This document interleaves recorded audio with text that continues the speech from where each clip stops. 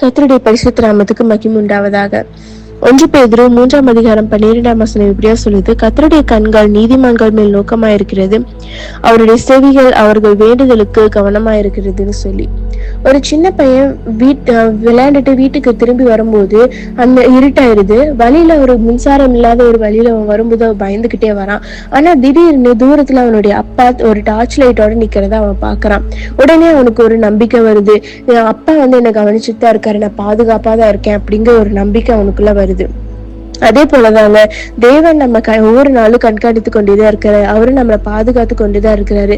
நம்ம செய்யற ஒவ்வொரு வேண்டுதலையும் நம்ம செய்யற ஒவ்வொரு ஜெபங்களையும் அவர் கேட்டுக்கொண்டுதான் இருக்கிறாரு. நம்ம அதுக்கு செய்ய வேண்டியது ஒண்ணுதான், நம்ம நீதிமான்களா வாழ வேண்டியது அவசியமாய் காணப்படுது.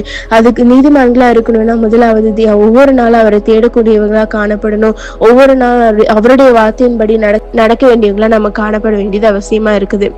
அப்படி நடக்கும்போது பாருங்க, ஒவ்வொரு நாளும் அவர் நம்ம பாதுகாத்து அவர் நம்மளை வழி நடத்த அவர் போதுமான தேவனாய் காணப்படுறாரு.